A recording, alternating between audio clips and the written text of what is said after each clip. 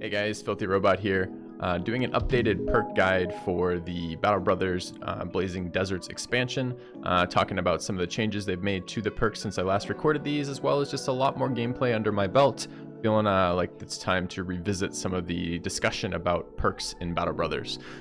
We got a lot of perks to go through, so this is going to take a few minutes. I'm going to try to do this in one single video, which means it's going to be a while. Anyways, let's get started.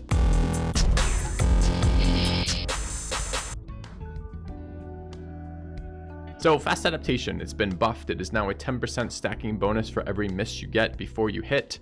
I don't really like this skill. It seems to basically equate to me for about a +3 accuracy for 1 perk point, which isn't a very good return in terms of its value. Most of my late game brothers are going to be hitting at least 66% of the time or so, and missing a third of the time roughly.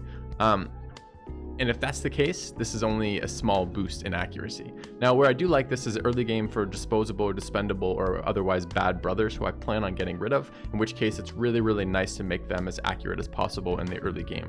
But it's not a very good perk. It just isn't something late game that your brothers are going to be strong enough that they don't need this.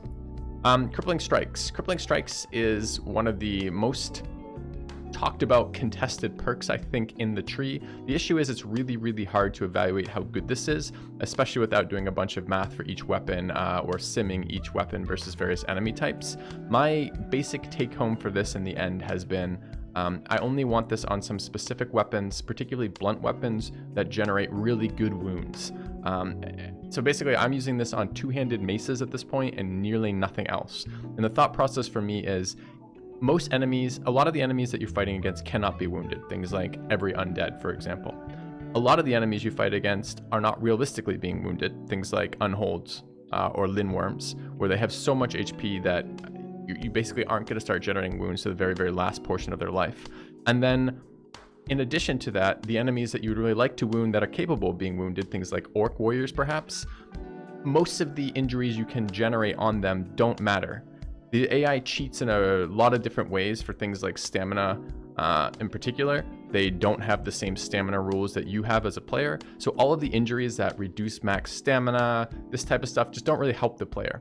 So really the only injuries that I care about generating are the injuries that reduce their attack power, their attack rating, and their defense rating. And there's kind of a few of those. So as I said, take home for me has been, with extensive testing, that I basically only want this perk on blunt weapons, pretty much two-handed maces for me, where I'm going to get some extreme value out of generating that injury. All right, let's move on. I'll talk a little bit more about the synergy of Crippling Strikes and Executioner when we get to the Executioner perk, but that's my basic thought on Crippling Strikes right now. All right, Colossus. Colossus has gotten massively better in my opinion over time. And this is because every expansion with Battle Brothers puts power creep for the enemies. Chosen were much harder than anything else pretty much in the game. The now late game nomads are extremely difficult, etc. HP just becomes a more and more valuable stat. Things like Ifrit's hitting you for a billion wound chance, even though your guys have huge amounts of HP. You need more and more raw HP on your brothers to make them work. And with the kind of revamping and retuning of Nimble again and again, pure HP builds are also now essentially a tank strat, right? Which are melee defense and max HP for Nimble builds. This is just good now. This tends to be a fair chunk of stat points. If fast adaptation is basically 3 melee attack, and that's the value of this perk, this tends to be much higher for me. Something like I aim for about 100 HP, between 80 and 100 HP on my Battleforge brothers these days, and around 120 HP for my Nimble brothers these days. This means this is bringing in like 20 stat points for me a lot of the time, or more. So I like this. I also like the impact of high HP means that you can fight a greater density of fights in a row because you're not getting wounded as often, which means that your brothers can take a maximum advantage of the fights available to you for leveling and progression of your team. Colossus is a go-to on pretty much every build I build these days. I really like this perk. 9 lives. 9 lives got a buff. It is definitely better than it's been in the past, but it's still entirely useless. The problem with 9 lives is it costs you a perk point. Every one of these perks is okay if you evaluate it in a total isolation of, well, it makes my brother stronger. Yeah, 9 lives makes your brother stronger, but it makes your brother stronger in a much less of an impact than any other perk that you can take. They changed it now so you don't die. It will, when 9 lives procs, it gives you melee defense for the rest of the turn. It removes bleeds on you, but it still isn't good enough. There have been I'll give you some examples. If the opponent attacks you twice, for example, if they have a one-handed weapon and the first attack procs 9 lives and the second attack hits you again, you still die. If the opponent hits you with the three-headed flail, this has been my favorite example of 9 lives being useless, where the attack itself has 3 prongs to the attack. It hits you 3 times in rapid succession with a single action. I've had my brother proc 9 lives and die inside the three flail attack. So in other words, it didn't even give me, it didn't even waste 4 more action points from the enemy to get me killed. I don't like it. I just don't think you want to be in a position where brothers you care about are in positions where the hit will kill them and this will save them. It's only going to protect you basically once. It's not really that much protection. It's not a surefire thing when it does trigger. It just isn't good enough to bother with. Again, the only time I'd bother taking this is if you're using the strategy where you split enemy aggro by using a runner. This can sometimes be okay on the runner because it will give you another set of actions, sometimes another turn where the enemies that are split off on the runner are diverted. So it's a bad perk. Don't bother with it most of the time. Bags and belts. I love the idea of this perk, but they've repeatedly nerfed the ability to bring shields in and out of inventory to really take advantage of the strongest quick hand stuff. They've nerfed crossbows, loaded crossbows in inventory, nerfed two-handed weapons not weighing anything in inventory, nerfed quick hands affecting shields. Like, this kind of stuff makes this perk repeatedly worse. I do actually use this for the first time in a very long time. I have a build that uses bags and belts, but I'm not super excited by it. The addition of some of the consumables, like particularly the smoke grenades, makes this a little bit more appealing. Reinforced nets, smoke grenades, and throwing weapons are basically what I care about for bags and belts, why I would want that in my on a brother. So it's nice to have additional options for your characters, but it's costly to do that at the cost of a perk point. So at the moment, I have a throwing build that I use that uses this, and other than that, that's the only build that I'm using with this. So I don't think it has a lot of use, but maybe you guys find more use for that. Certainly having more utility items means that when you need a utility item, like you need a smoke grenade to move that guy away, you're going to have someone available to do it. So that can be very helpful to have more of, but I also find this too expensive in terms of a full perk point to take this most of the time. Pathfinder. I was very down on Pathfinder for a very long period of time, but I think the game has changed enough and my builds have changed enough that I'm now kind of full 180 on that. I really, really like Pathfinder these days. Mostly prior to this expansion, maybe prior to last expansion, most of the builds we were using for late game, end game content were Berserk Recover, Adrenaline Berserk Recover, two-handed builds, right? And this is probably the least impactful perk for that specific type of build, where fatigue was covered by the recovery ability, where your swings were 6 to swing, so you're only ever going to swing twice and move once, and you could do that on rough terrain. If you have 9 action points, it costs you 3 action points to move and 6 to swing a two-handed weapon. So if you're on that covers desert, regular grass, forest, and snow, and you're fine. You don't need Pathfinder for that. The exception, of course, is moving up and down elevation terrain or swamp, but that's the basic reason for that. You don't need it in most of the scenarios you're encountering that. Well, 2 things have changed. Desert is now a quarter of the biome that you're fighting in, and desert is extremely stamina intensive to move around on. And a lot of my builds now are thrower builds, which are 4 AP builds, which means that if you move twice on 3 AP terrain, you can't throw anymore. So you want your 3 AP terrain to actually only cost you 2. So I use a fair number of one-handed builds now. I use whips for disarms, and I use I'm fighting in a bunch of biomes now more often than I've ever been before. I fight in snow all the time for barbarians. I fight in the desert all the time for the new southern content. There's a new famed location, the Sunken Library, that's in a desert terrain, which is a very long fight, which has a lot of movement in it. It's just, Pathfinder has never been better, in my opinion, for the types of fights that I'm doing.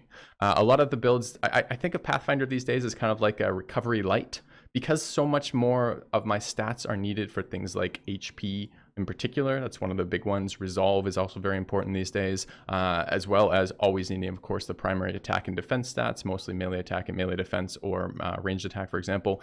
I don't have a lot of stat points these days to put into stamina, and stamina tends to be one of the things that gets hit the most for me. The zero stam builds, which I really like these days, utilize Pathfinder to totally ignore stamina as a stat, and even my brothers who don't ignore stamina as a stat don't have the stamina pools that I would like. Nerf to farmhands, hedge knights being super rare, all the new addition gladiators and nomads not being particularly stam heavy backgrounds. All of these things contribute to an alternate way besides recover to get stamina back, and Pathfinder has been that for me. So although the AP stuff is only somewhat relevant, it is relevant, of course, on snow with things like throwers or one-handed attackers. The stamina component of Pathfinder is really what's selling it to me these days. So I really like this perk overall, which is a total 180 from the past. But as I said, things have changed, builds have changed, and this perk now has a place in my builds where it didn't before. All right, moving on. Adrenaline. Adrenaline got a big nerf. It went from 0 AP to 1 AP, and that doesn't seem like a whole lot until you try doing things like, for example, moving and swinging a two-handed weapon, or anything else you want to do that costs action points, like swinging with a two-handed mace, then pulling out a dagger for the Catal builds, right? So Adrenaline's worse than it was before, but it's still very playable. I just finished a cultist run where basically the whole team is running Adrenaline, and Adrenaline's awesome there. It changes the way you fights. They become bursty. You're doing things like rushing goblins, like waiting till all the goblins have moved, then running up and adrenaline and killing in the first round kind of deal, which changes the way that fights play out. I really like it. I don't think it's possible on all backgrounds. It's very stamina intensive. It is the payoff to having high stamina, essentially. What can you do with a brother who has a really high stamina reserves and can get them back some way, recover Iron Lungs, cultist background, whatever it happens to be, right? You get the payoff you get is Berserk and Adrenaline. Those are the only two really powerful abilities, with maybe some of the secondary attacks on weapons, that you're actually getting as a payoff for having high fatigue. So if you're building a high fatigue build, I think you're going to want to try to find a way to fit Adrenaline into it. Now you got to be aware. You got to be wary about things like your AP costs. So if you need Pathfinder or not for the weapon you're using, if your weapon actually works, like for example, and again in the cultist playthrough I just did, I was building. I added Adrenaline into a build that was running a two-handed mace and a dagger, and unfortunately, two-handed mace and dagger is 9 AP already. So I don't have even though I have the stamina on those builds, I often don't have the AP on those builds to trigger Adrenaline. So it was kind of a mistake in that build, but you have to evaluate that when you're putting that into that. But if you can fit this in AP wise and stamina wise, it's a very powerful ability. And it gets better. It seems to scale better the more people on your team that can do it. Having 1 to 2 people with Adrenaline often doesn't make much of a difference, but having 6 people, especially your big damage dealers with Adrenaline, makes a huge difference for how the fights play out. Recover has gone down, in my opinion, for the same reasons that Pathfinder has gone up. Although you often need ways to manage fatigue, the fatigue game has changed. It's less about having brothers with huge stamina pools who exert themselves heavily for the first couple rounds and then spend one round recovering. And now you tend to do things like get drained over time from terrain movement, have lower fatigue builds overall because of the backgrounds in addition to the need for more stats allocated elsewhere. And there's other ways in the game now to get stamina back. Between Pathfinder and recovery pots in particular, they're a crafted potion that gives you 4 extra stamina back per round, have been really game-changing for legendary locations in particular for me. And those are purchasable from the southern towns. So Recover has gotten a lot less good, in my opinion. It was always a trade-off. The trade-off was you lost either your entire turn, or if you Berserk comboed, half of your turn to get a big chunk of stamina back. But it was predicated on 2 things. You had to have a big stamina pool to make that impactful. You needed to get multiple turns of action back for a single lost turn of using Recover. And you needed to not have better alternatives for getting your stamina back. So I'm trying very hard to remove Recover from as many builds as I can, because it is not a damage stat. It doesn't every time I use recover, I have lost something important, generally action, turn, and timing for my fights. So I still think it's useful. I think it's useful particularly on disarm builds where you're spending a lot of stamina repeatedly with things like, as I said, disarming. I think it's probably useful for some of the builds that do a lot of burst. I'm thinking the Dagger Mace builds where they often set up end of the turn, swing a Mace into a Dagger, and then at the beginning of the turn, triple puncture or triple Dagger kind of stuff, right? There's still utility for it, but you got to be, it's not so much of an auto include in my builds anymore because there's other alternatives that are just better. All right, moving on. Student's really, really, really good. You should take student on everyone you possibly can. And the exceptions to that essentially are brothers who you do not want to level into the late game, fodder, people you're going to deliberately get killed off or expect not to be around for very long, or if the game is very challenging for you in the moment with the group you have. The downside of student is it basically pushes back your later perks. So in the short term, you're going to be weaker for a better mid to late game for the particular brother, right? As he's going to immediately have access to one less perk by taking student, but later on he will get that bonus back and then get even more from that later on. As always, student replaces, gives you the perk point you spend on student, you get back at max level. So it doesn't cost you anything except delaying your other perks to take this. It's really good. It's just sometimes you can't take it. Either the brother's going to die or it's just your team isn't powerful enough to be taking student yet. I often try to fit this in, even like at level 4 or something on a brother if I can, once I have the ability to do that for the team. It's a really good ability if you can take it. Executioner. I don't really like Executioner. For the same issue that I have with Crippling Strikes, which is a large percentage of the enemies are not available to be wounded, or if you do wound them, the wounds don't matter. Executioner is kind of a little bit like that too, although you can take advantage of bad wounds with Executioner. If you wound an orc for fatigue recovery, for example, which the orc doesn't care about whatsoever, you still can get bonus damage on that with Executioner. I'm willing to take some of these, particularly if I'm running maces with Crippling and I have people who I can position next to the mace in the fight to take advantage of those wounds. It is a damage boost, and there aren't a ton of damage boosts in the perks to take at all. So having access to each and every damage boost you can is sometimes very good. I don't love it, and a lot of my builds can't fit it, but I do think it is fine as a kind of final perk point for damage if you can fit it in.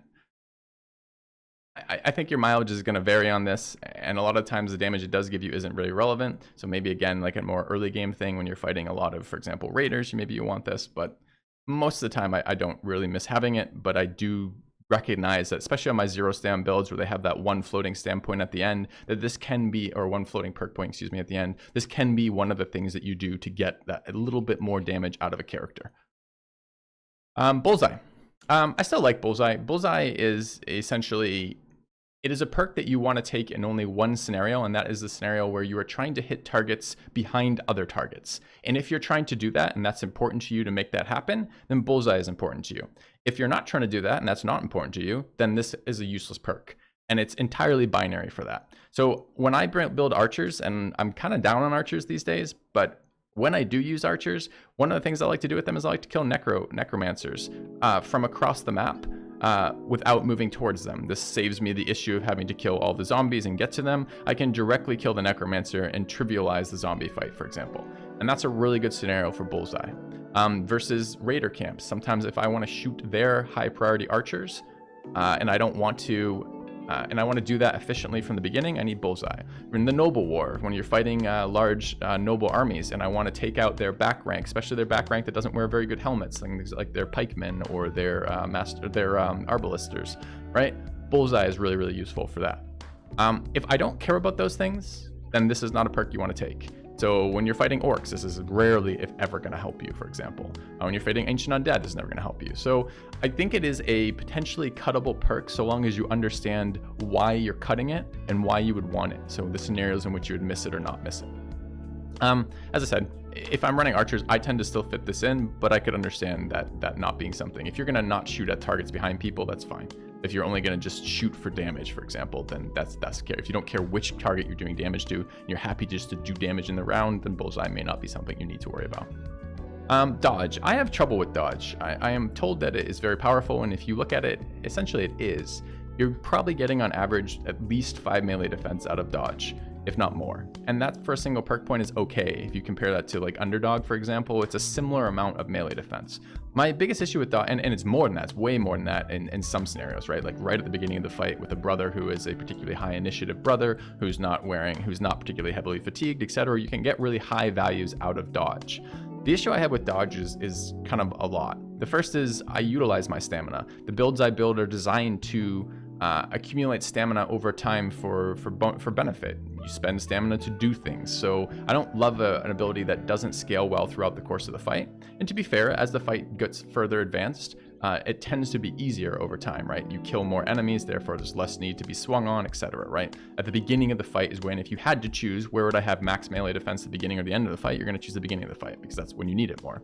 However, there's also a number of enemy abilities that negate this. Kicksand is an initiative penalty, and every nomad does that to you from day one all the way across the game.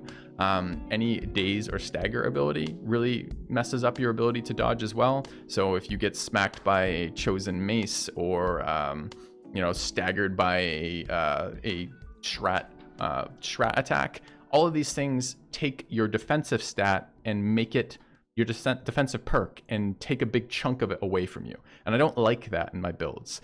I do think there is room for dodge in builds. At the moment, I'm running this on my throwers and my archers. I'm doing it as kind of an anticipation replacement that gives me a little bit of melee defense if I get trapped in melee for a moment. And I keep playing around with builds like actual frontline builds using dodge, but so far every one of those that I have created has been weaker than my standard melee defense Battleforge, melee defense Nimble builds. And granted, you take dodge with one of those, generally Nimble, but I haven't found it to be a particularly solid build yet. At the moment, I'm mostly using dodge to shore up weak brothers who are gonna die later, who really don't have enough melee defense to be considered frontline, but I still need them to be frontline because of their low value or because I'm leveling or because I have to accomplish objectives where I need more frontline people, and I'm giving them dodge. That's been my kind of working use of dodge. I'm curious about this one. I'm interested if you guys have found really nice dodge builds, that this has really become powerful for you guys. Please feel free to share that kind of stuff. I'm always interested in reading new builds. Fortified Mind. I still don't find this very useful. I do find leveling Resolve useful, but there's a lot of new ways to do that. I just finished a Cultist Origin, of course, which gives you a ton of Resolve just for becoming Cultist. But the Arena now is a very accessible way to get people another 5 to 10 Resolve points. And I'm already leveling Resolve. I tend to take 1 to 2, 4 plus rolls on Resolve. So as I level a brother from 1 to 11, I'm targeting around 50 Resolve these days without the banner. And there's a lot of ways to get there, right? You can craft 3 different trinkets that all give you Resolve. You can take the Arena. You can be Cultist. It's a fairly accessible amount of Resolve. That said, it's still a fair chunk of stat points, right? If you're at 40 and you take this, you get 10 stat points for 1 perk is a pretty good deal. It's comparable to Gifted for that, although the stat points you get out of this are not as valuable as the stat points you get out of Gifted. I, of course, run this on my banner. I sometimes run this on tanks, the guys who are designed to get hit a lot and also designed to be fairly isolated so they get surrounded a lot. But mostly I don't find Fortified Mind to be very good on my general builds. That said, it is stat addition, and stats are really powerful in Brothers. All the abilities, Colossus, Gifted, Fortified Mind, you should really be thinking about how many stats am I getting out of this, because stats are what make your Brothers really, very powerful. Resilient. I don't really like Resilient. The problem with Resilient is it's a stat point it's a perk point rather, for not a lot of benefit. The primary perk, the primary thing Resilient does for you is it makes the bleeds only last for 1 turn. And that is useful, although it's mostly useful on the Nimble builds. The Nimble builds are very, very, very vulnerable to Cleaver attacks.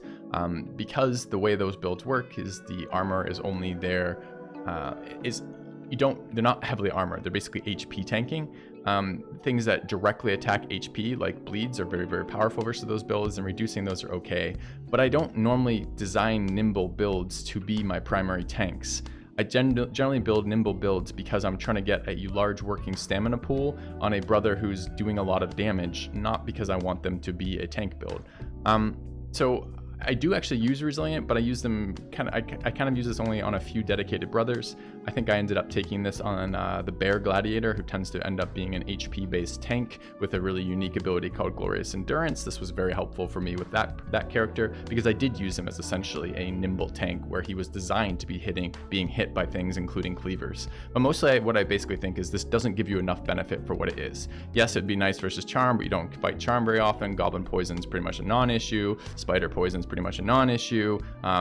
It's just basically for bleeds, and it's not enough of a defense versus bleed for a full perk point. It's not like it makes me immune to bleeds, which would be really, really amazing for that, and I'd probably consider that a lot more. It just doesn't do enough for the fact that it's a whole perk point.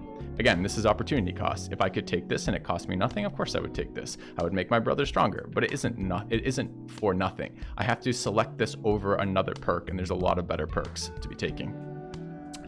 Steel Brow. Steel Brow is very similar to Resilient in that effect. It's actually a pretty meaningful thing. Getting smashed in the head with the brother almost always knocks them out of the fight by any of the big hitters.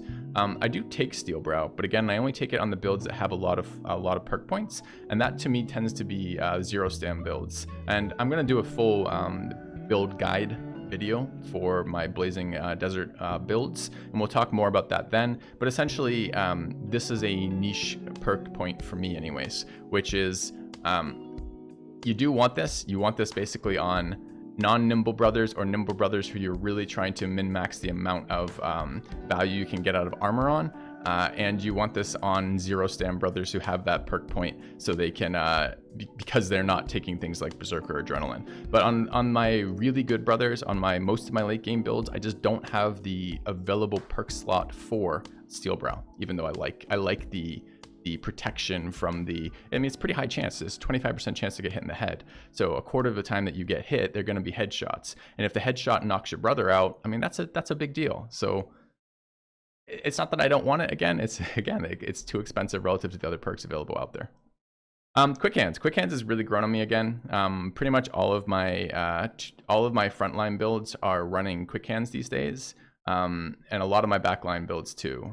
With throwers, you really want Quick Hands for keeping your damage up as you have to cycle through your ammo packs fairly regularly. With the addition of smoke grenades, I use smoke grenades a lot in my playthroughs. I think they're extremely powerful. They basically give you a free perk point, which is really, really, really nice. So I want access to those. A lot of my two-handed builds these days carry a reach weapon in their backpack. So they might be a two-handed axe build, but they're a two-handed axe build with a long axe in their backpack, and having Quick Hands to switch for those is extremely powerful. I use whip builds for disarms, like Cleaver whip builds, where I use a two-handed cleaver and switch to whip builds, and Quick Hands is really important there. The dagger builds, the ones that are designed with the new dagger in mind to take advantage of Mace days and then use dagger for max damage, the Catal dagger, they also need Quick Hands. It's just a lot of the builds that I am comfortable and happy with these days. My banner does the same thing, are using Quick Hands. So this is extremely powerful ability. They even nerfed it too. They nerfed it because you can no longer Quick Hand shields, which is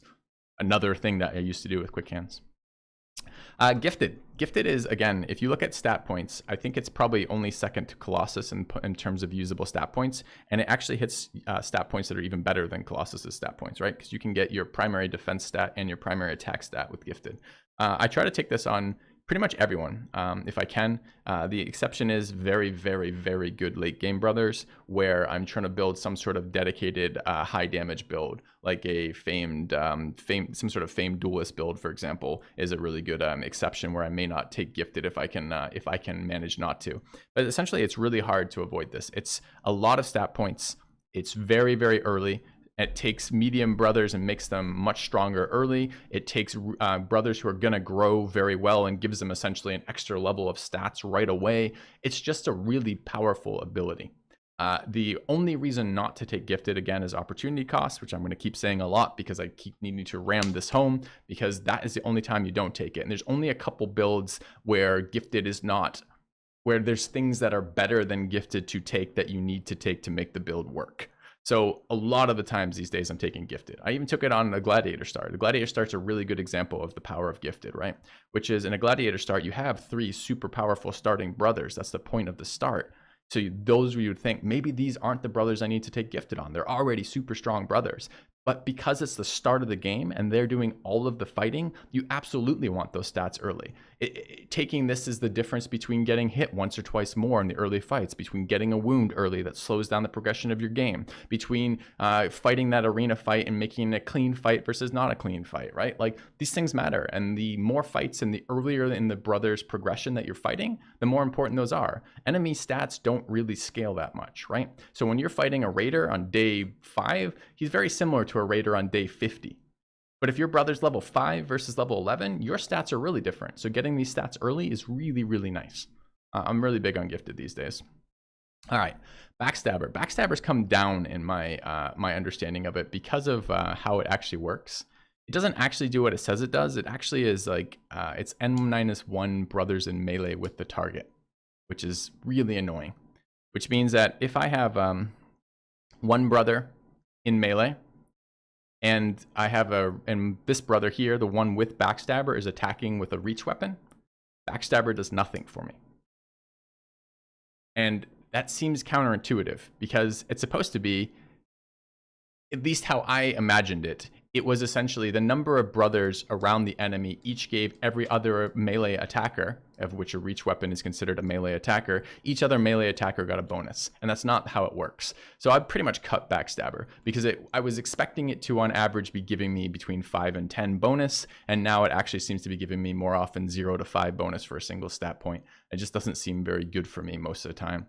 So I have to weight this relative to things like fast adaptation or gifted, and just the amount of raw stats I'm getting out of it are less than I initially thought it was because of the way the coding on this works. I was really disappointed to find that, and I immediately cut this from a bunch of builds. It's probably still useful in a couple of niche scenarios, things like if you have a dedicated disarmor or a brother who's using disarm a lot and his melee attack isn't really good, then maybe that's a case where maybe Backstabber, you have to take it just because those disarms are so important. But be aware that a lot of the times it's not giving you the bonus that you want it to be. You might have to take every single melee attack bonus you can get to make that whip brother work. But in reality, probably what you want is a better brother and then a more reasonable build taking more powerful perk points.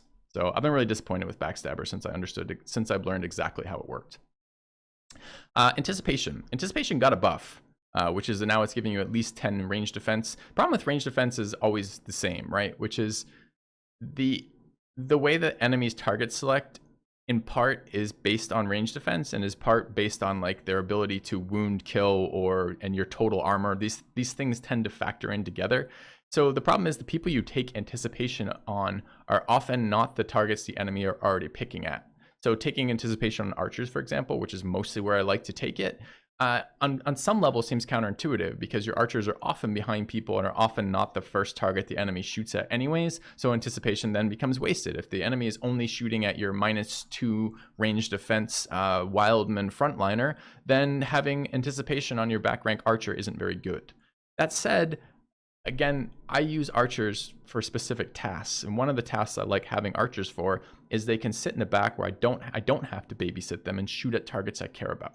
And if I'm doing that, I actually do want something like Anticipate. I think Dodge and Anticipate are kind of the competitive perk points for that same idea, which is you want your archers to have enough range defense that they can be comfortable out in the open versus enemy archers while fighting, if you're going to run them. That's what I essentially find Anticipation to be valuable for these days for me. That said, is it better than Dodge? You're going to have to take that on an individual basis. Anticipation gets better the more range defense you put into it, but the more range defense you put into it, the less likely your guy is to be targeted, the less you need anticipation. It becomes a bit of a problem to find that out. I'm mostly not using this right now. I've been trying Dodge instead, and it's been working just fine. But I'm also pretty down on archers these days, so I don't know. This one is still kind of the jury is still out on this one for finding out if there's a useful build for it. I almost never run dedicated backliners these days. Like, I just don't use a dedicated polearm, for example, with the exception being that I will build one if I find a very powerful famed reach weapon. But most of the time I use the back ranks to level people safely. So I don't really have back rank that needs anticipation. My front rank will just pull out kite shields. That tends to be what I do for range stuff these days. Shield Expert. Shield Expert is very good in about one brother per team. And the basic idea behind shield defense is it is a way to get max melee defense, which is extremely important for things like soloing Kraken or being the monolith tank or on a mega tank. And I still like megas. I still use mega tanks, the brother who is devoted almost entirely to being hit and surviving that. And in that case, Shield Expert is good. It lets me get a lot more value out of fighting Orcs and Chosen. Both Orcs and Chosen will break shields, and making them take an extra action to break my shield is really good for both the number of shields I can bring while still being protected, as well as making them waste actions doing things that aren't doing damage to me. I don't really care so much about the knockback skill costing less, although the hit chance on that is nice. I do occasionally use knockback, but the problem is it's not like you're going to build this. It's not like you're going to put a shield in the bags and belt inventory of a thrower and then take Shield Expert to make knockback hit, because you're just the perk point isn't worth doing something for that. You're only really going to want Shield Expert on someone who is consistently using a shield, and that brother doesn't really care so much about knockback. That's not why they brought a shield to the fight. So this is again, it's quite a good perk point, but it's really niche, right? You're only going to have it for a very small number of players on your team per run. But I think it's good for those ones who do need it. Brawny got a slight improvement, I believe, to the amount of fatigue reduction. I still think Brawny is basically... It's interesting. Brawny got worse in my evaluation, even though it got buffed, and it got worse because of the zero stam build stuff, where I am content with, again, like, that's not going to make a lot of sense without the corresponding guide video, but check out the corresponding build guide video where I talk about zero stams. You get a sense of why that is. If you are taking a Battleforge build and you're wanting a usable stam pool, like a large stam pool to use for things like Berserk or secondary weapon attacks or that kind of thing, you're going to need to fit Brawny in there. The problem is if you're also, it used to be the pairing was Brawny and Battleforge or Colossus and Nimble.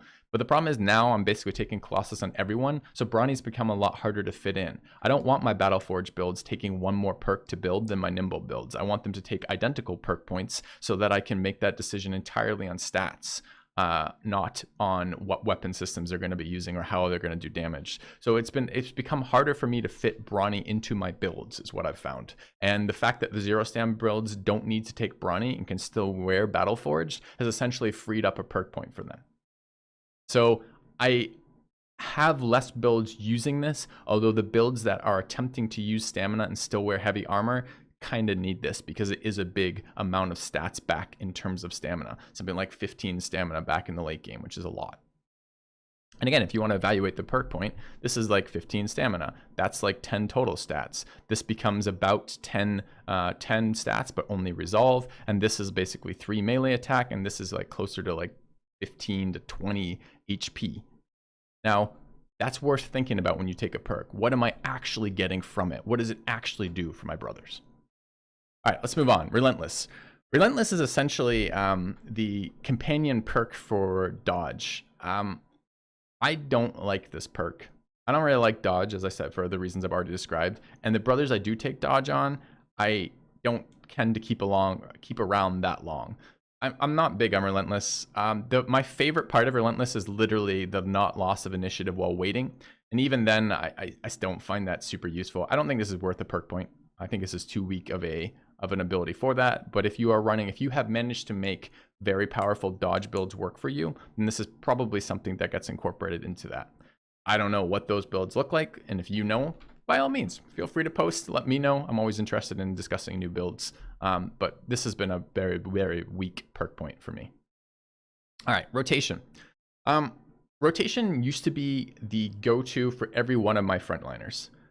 It saves brothers. The amount of brothers' lives that I've saved in Battle Brothers with rotation is ridiculous.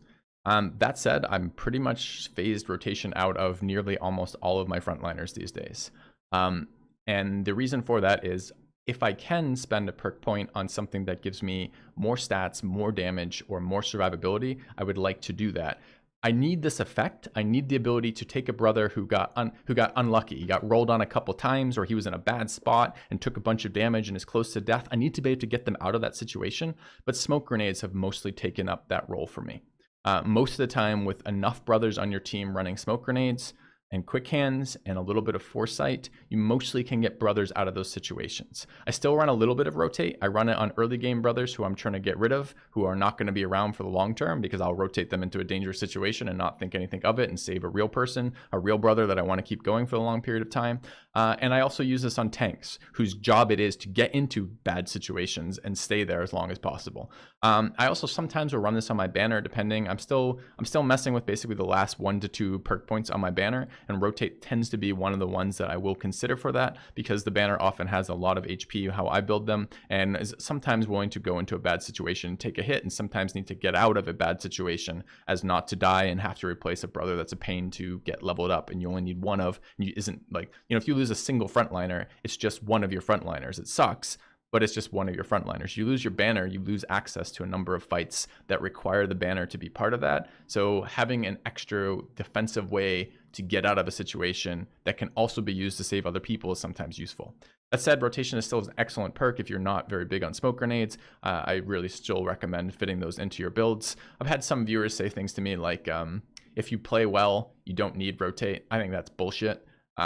If you play well, your brothers can you can still get unlucky, right? Your brother can still get rolled on a couple times and take a wound where suddenly he goes from really high melee defense, he takes a melee defense wound on a 5% roll, and now he's in trouble. And if he can't leave that situation, he dies. And that isn't you playing bad or you playing good, it's just the variance of the game. So you need to have skills that allow you to adapt to bad luck in the game. And rotate definitely is one of those skills. So you want this effect, but I've found with smoke grenades, I can get this effect elsewhere. Now, the downside is early game, you can't afford smoke grenades. So early game, not having rotate sometimes leads to losing brothers you really care about in the early game, like really good brothers who are going to be amazing across the course of a playthrough. So figure it out. Figure out where your balance is for how much of this you can run and how much you can't. All right, moving on. Rally. I still only run one banner. Even in Geist fights. Geist fights have gotten much easier in my opinion, with the addition of whips being able to kill Geists. I basically don't, the fights versus Necromancers and Geists now are almost always fights about dealing with possession, the Necro buff, and not about dealing with the morale hits from Geists. I bring Rally the troops for basically 2 fights. 1, to not lose that first round of Geist disable, and 2, to deal with Warlords. Other than that, I often will bring a banner because my banner also disarms, which means he's valuable in pretty much every fight ever, and it will help with smoothing out variance from really unlucky resolve hits, where if I, you know, a chosen hits you once and another chosen moves in, and for some reason your brother decides that he's gonna panic for the threat roll of the enemy moving adjacent to him. You don't want to lose a fight because your brother panics. So having one Rally on the team to deal with that is nice, but I don't need 2 of them. So this becomes the same thing of like the shield perk, right? I bring the shield perk on basically one guy, and I bring Rally on basically one guy, my banner. And that's the only time I use this ability across all of my builds. At one point I was experimenting with double Rally versus the Necro builds, but it just hasn't been necessary, so I don't bother with it. Taunt's gone way down in my evaluation. This is because whip disarm is essentially the best way to crowd control the vast majority of enemies you're dealing with. So what does Taunt do for you right now? Taunt is if you cannot get a brother out of a location. So like if your tank is adjacent to a squishy brother and there's an orc who can attack either one of them, taunting that orc each round will keep that squishy brother alive. And this will be good versus Necro Savants essentially. And other than that, there's not a whole lot else. You can break shield walls with Taunt by not allowing them to actually shield wall, but that's a pretty niche application of this ability. And the rest of the time, it's not that great. It doesn't control movement either. A taunted enemy won't move towards you, and Taunt can be resisted. It's just a % roll that sometimes the enemy does not actually pay any attention to the taunt. So you spend the action points, you spent the perk point, you taunt the guy to save your brother, the other adjacent guy next to him, and he just flat out ignores your taunt roll and kills him anyways. This is basically only good versus Necro Savants, and to a lesser degree, those really niche situations. So I still take this on my tanks, but I'm like this close to not taking on anybody ever again, because it just isn't doing, there's better ways to protect than Taunt, and even when I am in situations where Taunt is a good one, it still can fail, and that kind of sucks. I don't know why with such a weak perk point already, it needed to be % based. Would taunt be overpowered if every time you taunted an enemy, they actually had to pay attention to that taunt? I don't think so. I think that would be just fine. So I think this one could use a little buff, to be totally honest, especially with the power creep of other ways, other strategies for dealing with enemies. All right. This next set we're going to try to do relatively quickly. I know this video is already starting to get long, but I want to do this in one shot. I want to go through all the perks, so we're going to hit these weapon ones right now.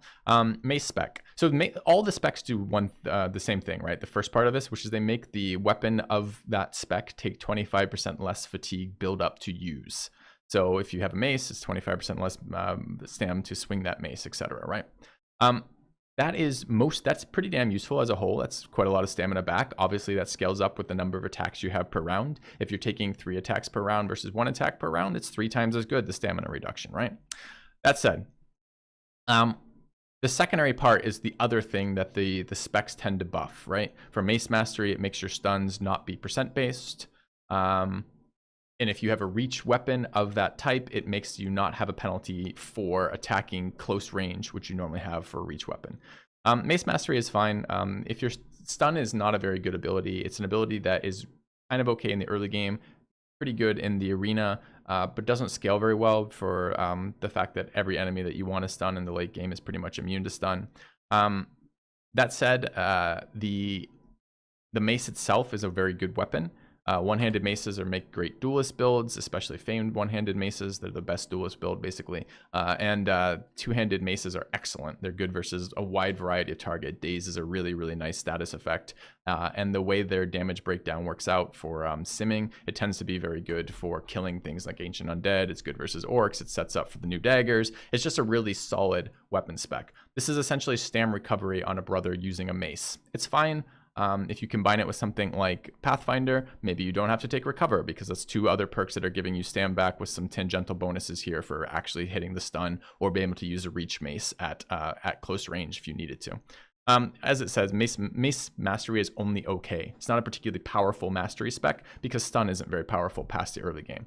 Early game brothers, this is one of the specs. This and Flail spec are some of the early game specs and Spear spec where I would take early on a brother that I'm not planning on bringing into the very late game to get early bonuses that let me advance my team rapidly. Especially if you're running a run that has a lot of arena in it, like you're doing a lot of, you're deliberately trying to maximize the number of times you're taking arena fights, then this can be very powerful because the stun effect in a location where you're forced to do even numbers kind of deal or fight outnumbered is really powerful. All right. Flail Mastery, same as what I just said, essentially. Flails do not scale for shit. They're incredible in the early game for killing raiders efficiently and effectively and farming gear because they will directly hit the head. The attack you care about only is usable with Flail Mastery because Lash, which is the secondary attack, which always hits head, does not ignore shields without Flail spec and is also very stamina intensive, like really stamina intensive. You're not going to be able to swing it very many times per fight without Flail Mastery.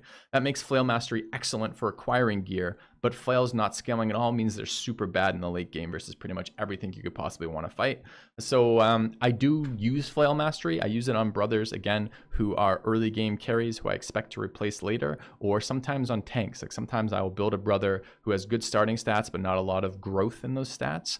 And I might use Flail Mastery because at that stage in the game, he's equal to everybody else in attack. And I don't really care what his attack is later because he's not going to be attacking later because he's going to be built as a tank. I did that in my Gladiator run with the Bear, and I think that was a pretty solid strat. It's funny because it's one of the most impactful weapon specs, but it's still not very good, which is kind of weird because it has a huge impact, but just you still don't use it late game. Hammer Mastery, I think, is a little bit weaker. Destroy and Demolish Armor are actually fairly good, so getting a bonus to those is fine. The problem is a lot of times I don't run a lot of hammers anymore. Hammers are one of the harder weapons to get a hold of. There aren't a lot of hammer drops out in the wild. You're basically looking for nomad executioners, some hedge knights, and I think that may be it for the only ways you get hammers. The fact that fallen heroes don't carry these and none of the barbarians. I mean, barbarian hammers are actually available, so I guess that's true. But the barb hammers are the worst of the different types. The mace is better and the axe is better from the barbarian weapons. I just don't have accessibility to hammers. I don't dislike or like hammers particularly more than I like axes. I suppose hammers are probably another one of those blunt weapons like maces where you get some value out of crippling strikes. But the reach hammer is bad, and the basic hammer itself is only okay. I don't have a lot of use for hammer mastery. I suppose if I have a dedicated brother, especially if he's a 0-stam brother, I will take the hammer mastery for the fatigue elements of it. But mostly I'm not using hammers, so I don't find a lot of value out of this mastery perk. That said, destroy armor and demolish armor are very good abilities if you do have a hammer to just totally nuke like an orc warrior's armor, for example. So you might find some use out of this. I generally try to take weapon specs on my brothers. The major exception to that is sometimes axe spec, and I'm getting to that next. So axe mastery does essentially nothing, unfortunately. Yes, long axe and melee range is something, but most of the time, if your brothers who are running long axes, for me anyways, also have access to a regular great axe, so they don't need to have that no penalty to attacking adjacent targets. And I don't need additional damage versus shields. I just don't need that. That's not a stat that I attach any value to whatsoever. So essentially what and round swing again is another one. You're almost never in a situation where you can actually round swing and it to be meaningful, right? You're not going to win or lose a fight because you put a brother one extra tile away from the rest of your brothers, let them get surrounded and then round swing. You tend to do that for the glory of like quad or penta killing something, right? You know? So the point being of this, the secondary portion of axe mastery isn't valuable. So really all you're getting is the fatigue reduction. And that's fine. On some builds, you need that fatigue reduction, but that's all you're getting out of this. And so it's a less valuable weapon spec than a lot of the other ones. I think Cleaver Mastery is probably the Cleaver Mastery Dagger spec. I guess there's like 5. There's 5 weapon specs that I think are absolutely essential for the weapon spec. And I think Cleaver is one of them. And the big deal with the Cleaver bonus is actually disarm no longer has a penalty to hit, which is such a big one. I think it's a -15 penalty to hit without Cleaver Mastery. And disarm is essential for your brothers who have disarm to hit their disarms, because it's a way of farming very dangerous content in a way that's fairly safe for your team and allows you to advance rapidly through the game progression. So I think this is one of the most important specs out there. It doesn't hurt that two-handed cleavers are very stamina intensive to swing. That decapitate, which is a secondary cleaver ability, is quite good. It's a really good way to do high damage to targets who are missing health, either because you pierce them with like a javelin or because they have very high health on their own, like unholds. You use everything about the cleaver spec helps. You use the execute. You care about the bleed damage on things like unholds or anything that you're hitting with that, and the disarm is super, super relevant. So I think Cleaver Mastery may be one of the best weapon specs. Sword Mastery is a little bit of a scam. The problem is riposte is kind of garbage. It's just not a skill that does very much for the player. And swords already take very, very little stamina to swing in general, so the stam reduction tends not to be that good. Great swords got a big nerf, so most of the times when I build two-handers these days, I don't want to build great swords. I only am using great swords on brothers whose accuracy is too questionable to use anything else. Otherwise, I'm almost always going to use a great axe, a hammer, a cleaver, or a mace instead. So there's just not a lot of reason to take sword mastery. I have yet to do a gash crippling build. Again, because there's so few enemies that I care about wounding, and then the enemies that I do care about wounding, I want to wound them with abilities that matter, and those tend to be blunt weapons, not slashing damage. Although slashing damage is okay, I guess. But my point being that I have yet to find a reason that I need the secondary ability of sword to be that relevant. I mean, I even tried it with the watermill sword, right? Like built a guy spamming riposte with the watermill sword. So and this was before they nerfed Adrenaline Recover, so you'd have 100% up riposte time. And I did this in Monolith, and all that happened were the enemy skeletons would just shield bash your riposte to cancel it. You know, so the only way that I could eventually find to get value out of riposte was setting up Indom and riposte and then Adrenaline Recovery cycling to keep that constant, and that's been nerfed out of the game. So sword mastery tends to be one of the weaker ones in my opinion. Swords are good early, but not good late, and it's not a weapon spec that I really care to take very often in the early game. I think the only exception I can say to this is I do duelist. Famed duelist swords are pretty good. If you get a really high roll famed sword, then you might consider taking this. Dagger Mastery is a very impactful. I'd say this is one of the, again, the top 5 weapon specs because it has such a huge impact on this. Being able to triple attack with a weapon or 3, or rather a weapon going from 4 to 3 AP to attack with is a huge improvement. There's a new dagger in the game that's very powerful, the tall dagger, that synergizes with debuffs. So you debuff an enemy, and then you have a very high damage secondary attack with a fairly cheap amount of stam. That's even cheaper with Dagger Mastery, that you can do 3 times for an absolute crap ton of damage. Reduced stamina cost on puncture, of course, is very good if you're trying to puncture enemies that are not fleeing, although most of the time when you're doing that, they're fleeing. So I guess Dagger Mastery also helps you farm very difficult to farm enemies like assassins. I think Dagger Mastery is a huge difference. Daggers are not a very good weapon type in general as a primary weapon, but they're a very useful secondary weapon, and now there is a primary dagger build that actually works, in which case you absolutely want this. So I think a hugely impactful spec. Polearm Mastery. Polearm cost being reduced to 5 AP is interesting. It's tough to evaluate how good that actually is. I'm going to take this if I have a dedicated polearm builder, polearm attacker, but I almost never build dedicated polearm. So I rarely use this. It's tough for me to evaluate how much I care about this. I mean, what does this actually work out to be? So you 9 to 4, then back up to 8. You're never going to triple attack off that, right? So with Berserk, so you're only going to still be able to double attack with this. So this essentially gives you extra movement or the ability to swap to another weapon, like perhaps a thrower. So if you're building a hybrid, maybe you can do something like polearm and then double javelin throw or something. Maybe is how you end up trying to set this up. So if you can figure out a way to make that AP change actually get you an additional attack, then I think this is valuable. Otherwise, it doesn't seem very valuable. Certainly the ability to hit close range with a polearm is okay if you get trapped into melee, but presumably if you're a dedicated polearm user, your goal is not to be trapped in melee. Now, I haven't really tried something like Sword Lance, a frontline Sword Lance. So if you're gonna try like a frontline Sword Lance where your goal is, the reason why you wouldn't do that, normally why you don't do like frontline reach weapons, is they do less damage than the weapons that hit directly next to you, deliberately. But if you can find a way to make that not true, for example, if you're regularly hitting 3 enemies with an attack as opposed to 1 enemy, you're going to do more damage that way. So one of these, the new Sword Lance, I think is maybe one of the exceptions to where I'd probably use Polearm Mastery, and I could see frontlining a Sword Lance. And in that case, you absolutely need the accuracy penalty. You need the accuracy penalty reduced, so you're gonna want to polearm mastery that.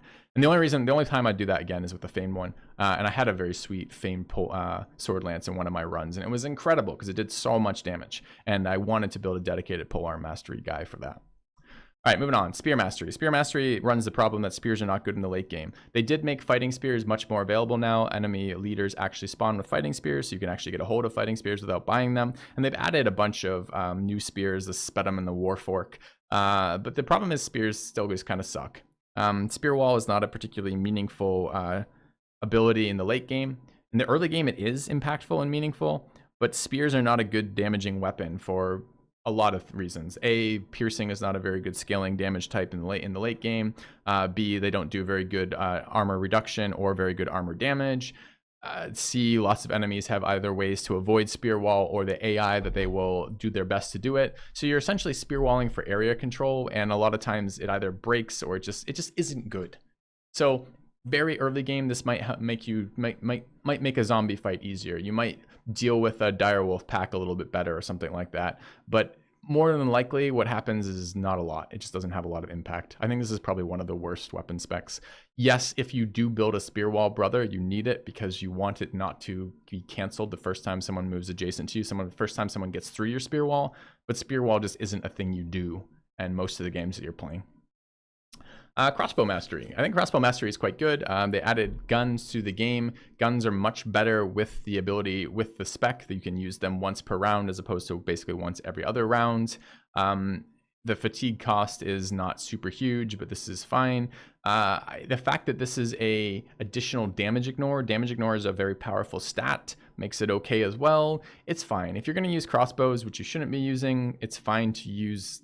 You're going to want the spec for it. If you're going to use guns, which I found kind of medium, they were like okay versus goblins, like okay versus orc young, and pretty garbage versus everyone else. Maybe okay versus nomads too. They weren't too bad versus nomads, but I didn't love guns. I didn't find them to be super impactful, and I felt like I could build better things with my brothers. But if you are going to make dedicated gunners or dedicated crossbows, you absolutely need the spec. I just don't think there's a lot of reason to do that. Bow mastery. If you're running archers, and again, I'm kind of backed away from archers, this is a very powerful one. +1 range is huge for a bow. Mostly what I use bows for are sniping targets that are important to me, like necromancers, and having +1 range for that is absolutely essential. And bows actually build up a fair amount of fatigue, often because you're shooting 3 times around with Berserk, and that just is fatigue intensive. So having the stamina reduction for that is very nice. I think this is, of course, a no-brainer if you're running an archer. And finally, throwing mastery. I'd probably say this is the other really, really powerful. Like if Cleaver, Dagger, and then the third one would probably be throwing mastery for just the pure power which they add to a weapon system. Throwing mastery is a damage increase for throwing weapons, which is huge. Throwing weapons are extremely high damage, duelist throwing weapons, and they're very, very good at particularly humanoid fights, and particularly Chosen. It's one of the best answers to Chosen in my experience. So throwing mastery is absolutely huge if you can take it. All right, reach advantage. I don't like reach advantage. I don't think it's a very good perk. It essentially is most times for me tends to be +5 melee defense about 80% of the time. And that's just not a lot of stats. That's like +4 melee defense on average. And I can do a lot better than that. I can take gifted, I can take dodge, I can take underdog, etc. Right? There's better ways to get stats cheaper. Where this would shine is if you are regularly hitting multiple enemies. So again, where might this shine? If I had a frontline sword lance with polearm spec, where I'm regularly, deliberately attacking the front ranks and I'm hitting 3 targets each turn with that, this is going to be awesome. This is going to be 15 melee, 80% of 15 melee defense, let's say. Which is great. That's a lot of stat points per round. Super cool. But most of my brothers aren't. Rarely are my brothers hitting more than twice in a round with a two-handed weapon, and often they're only hitting once in a round with a two-handed weapon, which means the stat gain isn't very much. Additionally, if you swap weapons, which I do constantly, so basically as more of your brothers use quick hands, reach advantage gets worse. So I don't use this perk almost ever. Overwhelm. I hate Overwhelm. I just find the initiative to be a troll in this game. Like, you're just not faster than the enemies, and when you are, Overwhelm gets better the more efficiently you apply it. So if you can AoE, like guns for example, it's better, and it needs to hit targets that matter, right? So the debuff actually needs to be relevant. So stacking Overwhelm debuffs on a particular target might be nice. Like, for example, I'm thinking Lindworms. I don't have a good Lindworm answer right now, so maybe this is part of that. The idea of debuffing this game sounds great, but has rarely been useful for me. And the cost that I have to put in to make Overwhelm actually work seems really high for what it's actually giving me. So I haven't found a lot of uses for this. I know this is a hotly contested idea that I get a lot of pushback when I talk to my channel about this. A lot of people find Overwhelm useful. I do not. I've tried it on archers. I've tried it on Dagger spec brothers. I've tried it with adrenaline. I've tried it with initiative builds. I've tried it with dodge. I've tried it on guns. It just never is something I care about. It just never is impactful from my perspective. I don't like it. Moving on, Lone Wolf. Lone Wolf is pretty cool. Again, it's super niche. There's only a couple times I use it. I use it on my brother who solos the Kraken, and I use it on my Monolith tank. And that's about it. Mostly because being isolated in this game is death. The enemy gets attacking bonuses for the more people surrounding you. You take more resolve loss, or rather your resolve is reduced essentially by the number of people around you, so you're more likely to break. You can't be rotated to safety. If you do get hit, you can't get out again. It just tends to be death. But this is a ton of stat points. So if you can find a situation where this is relevant, maybe that imaginary riposte build that doesn't work, or like if you're swinging a round axe, or an axe, like a great axe in a round swing or something, you know, like the amount of stats you get out of this perk point is a lot. That's a lot of stats for a single perk point. It just tends to not be very useful most of the time for the way I play. So if you have a play style that really allows this to shine, this is a hugely efficient perk point. It's just most of the time I can't figure out where I can actually realistically build someone to use this.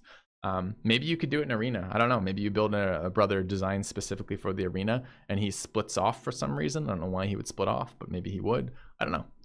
But I do use it I use this again on about 2 brothers or 1 brother per run pretty regularly, and it's super powerful for the specific situation that it's good in. Underdog's like the exact opposite of lone wolf for me, which is I take it on pretty much everyone. It seems to be for me between 5 and 10 melee defense, which is not a ton of it, but it tends to be a really important 5 to 10 melee defense, right? Which is, it's activated mostly when the things go wrong. So when my brother gets pushed out of position or surrounded, or orc charges through and isolates him, or for some reason it's a really heavy camp that I wasn't expecting and there's a bunch of enemies on the side, I need this to keep my brother alive. And that tends to be when it is there. It's also, the timing on it is pretty good. It's like a filler point to get to the next one over here. I run almost all frontliners these days, so I'm running a lot of two-handed weapons, a lot of people who I expect to be able to stand and take a hit. I level a lot of melee defense on my team. It's good versus, you know, all sorts of enemies. It's good versus ancient undead pikes who have backstabber. It's good versus serpents who have backstabber. It's good versus kraken tentacles who have backstabber. It's good when a bunch of orcs surround you. They don't have backstabber that I'm aware of, but what they do have is adjacency bonuses for a bunch of orcs surrounding you. You often fight outnumbered in this game, and you often fight enemies that hit very, very hard, so avoidance tanking is super powerful. And this is a consistent bonus for me. Unlike dodge, it's not affected by if I'm tired, if I get stunned or dazed or anything else. It's not affected by anything really. It's just always the melee defense there. And if I had to evaluate, like if I were taking underdog or gifted, I'm probably taking gifted, probably. But if I can take both, I'm going to take both because I want this melee defense, and there's no other way to get that in a reliable way for me anyways. So I think that's logically consistent for the same reasons why I don't love dodge, or I don't want to take, for example, reach advantage. I'm not thrilled that it's not always active, and that it's not, that it's, for example, not going to be a ton of stat points, but it's often going to be like 5 melee defense versus all attacks coming in, and that tends to be okay for me. All right, moving on. Footwork. Really don't like footwork. I pretty much never build this. I used to use the idea that rotate was just better than footwork, which I think it is. If you have mass rotate on your team, you don't ever need footwork. I do think footwork is one of the ones that where the argument about positioning I don't think is a valid argument for not running rotate. I do think the argument for footwork about positioning is a little bit more true. The brothers that mostly want to get distance from enemies tend to be throwers, archers, and reach weapon brothers, and those brothers all are about positioning. Your melee getting isolated, that's not something you can control. Your melee getting crit on, or getting headshot, or getting just 5%ed or something, you can't control that, and you need a way to react to that when it happens. You can mostly control when your people get caught in melee. That said, I do think there are a couple niche times where footwork is going to be useful. I think if one of the alternate strategies you might use to kill a necromancer, for example, if you're not running an archer, is to send a brother to go kill him with a reach weapon, then having footwork to avoid getting stuck on a zombie along the way is useful. I think if you have a floating perk point on something like a banner where you need the banner and doesn't run melee defense, and you sometimes have to be in positions you'd rather not be in to keep your banner bonus near people or to be in rally range, maybe having the ability to withdraw from an orc warrior is useful. But it's a lot of stamina for an ability that can't be used to save somebody else, like rotate can only be used to save yourself, and often can be dealt with positionally. And I think that's doubly true now with the addition of smoke grenades. With everyone running smoke grenades, most of the time I can get people free without having to level footwork on them. So I don't really like this perk. I rarely use it, as I said, with some small exceptions. Berserk is one of the few damage stats in the game. This has remained very powerful. The only time I'm not taking this on my late game brothers is if I am running zero stam builds who cannot afford to run Berserk because they do not have the stamina to swing a weapon twice per round. They only have the stamina to swing once per round. But other than that, this goes on every single brother who deals damage in my team outside of the banner, pretty much always, because it is one of the most efficient perk points in the game for doing more damage. It's just really, really, really good, period. Headhunter got a buff. They changed it. It used to be a stacking bonus until you hit the head, and then it reset. And now it is if you hit the head, the next time you swing, you will hit the head as well. Unfortunately, the second line is actually the bullshit part of this. Connecting with your hit or missing with your attack will reset the effort. And that's been the killer for me. I have now tried a quick hand flail one-handed axe build where the goal was force a headshot with the flail and then hit them with a famed one-handed axe for the axe damage bonus to hitting head. And I couldn't consistently get this to friggin' work. I've tried this on throwers. I've tried that second line. If that second line was gone, I think this would actually be a usable perk point. If missing with your attack did not reset the effect, I think this would be good. Because the only time headshots are good is if you want to avoid this situation. You want to avoid the situation when you're fighting an orc warrior and you hit him once, you set up with your hammer mastery brother, you shatter that armor, you spend a bunch of stamina, you break his chest armor, and then your next swing hits him in the head where he's full armor and does nothing. You want to avoid that, or vice versa. You want to avoid the situation where you spend your extra stamina to flail his head, taking away some of that armor, leaving his brain exposed so you can land a really nasty, crippling mace shot to his head that's going to do tons of brain damage and make him a totally ineffectual enemy. And your second attack misses, and now your headhunters reset. So now you have to get another headshot before you can get your second one, which is another 2 turns down the road, in which case the whole fucking situation's changed. And the other people around him who are attacking him don't all have access to this. This feels like one of these things where it's like all your brothers running it, and if it didn't have that second line, it would be good. But as it is right now, I can't get this to be good. I just can't. It just doesn't help. It doesn't help either that the new content really doesn't care about headshots. Ifrits, hyenas, and serpents, as non-impactful as they are to the game, don't really care about headshots. And nomads, where with nimble, dodge, and head armor, nomads are not like raiders. Raiders don't bring helmets to the fight. Nomads bring plenty of head armor to the fight. And additionally, with dodge, the thing with nomads is actually you don't land consistent hits versus nomads. They run a lot of shields, they disarm you, they when you do hit them, they've debuffed you with their sand debuff, and then additionally they are very, very difficult to hit with dodge and nimble, right? Or dodge anyways, for the evasion portion of that. So I can't get this to be consistent enough to be good. It's too much setup time and too infrequent that I get a lot of payoff out of this to be very good. I've tried it. I've given up on it. I may try it again at some point. If I could figure out a way to be more consistent with this type of thing, maybe it would be better. Nimble just keeps getting better and better and better. More and more enemies do insane amounts of wounds when they hit you, and the way to protect against wounding is to have large amounts of HP or to have reductions in damage when your HP is hit. I think Nimble is excellent. I like Nimble brothers. They tend to be the way these days that I get good amounts of stamina to do things. So I like Nimble back rank whip brothers. I take Nimble as a defensive stat on anybody who's not frontline. So I take it on my archers. I take it on my banner. If I were to build a back rank reach guy or a hybrid in the back ranks, I would take Nimble there. It's just really good. It lets you utilize armor sets that you wouldn't be able to otherwise. So having a mix of Battle Forged and Nimble on your team means you can efficiently use every piece of armor that you find pretty much in the game. It protects you versus things like chosen hits. It's just good. I find that Nimble is not, I don't want all Nimble or all Battle Forged. I want a mix. Nimble tanks are really good for tanking unholds. They're better for tanking Linworms, but I want Battle Forged versus things like Orc Warriors or Chosen in large part. But this is an excellent perk point.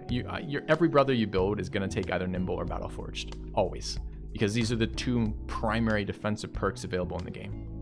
So onto Battle Forged, same deal.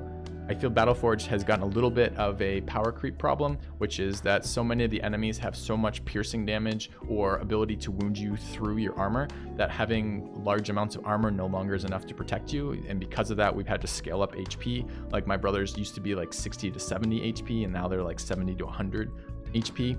80 to 100 HP is what I'm aiming for now for HP builds on my Battle Forged brothers. But I still think it's one of the defensive perks you have to take. And being able to utilize all the heavy armor in the game you find is super good. All right, last 4. Fearsome. Fearsome is a scam. This, again, is something we've extensively tested. If you're interested in testing it yourself, there's a mod in my mod pack that will print out in your combat log when Fearsome was relevant.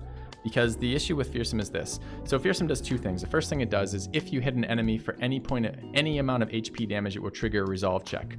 If you don't have Fearsome, it's got to be 15 or more damage. So if you hit someone with the perfect example is a hammer, right? A hammer always does 10 HP damage. If you have Fearsome, it will cause a resolve check. If you don't have Fearsome, it won't cause a resolve check. The second thing Fearsome does is it makes the impact of the resolve check bigger.